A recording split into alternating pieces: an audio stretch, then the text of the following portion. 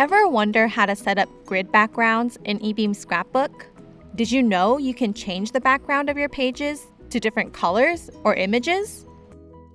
To change the background of pages, click Pages on the top menu bar. Select Background Settings. Check the color box and select Edit to pick a color. To upload a photo, click Load Background and select an image. To apply a grid, check Grid/Lines and customize your grid.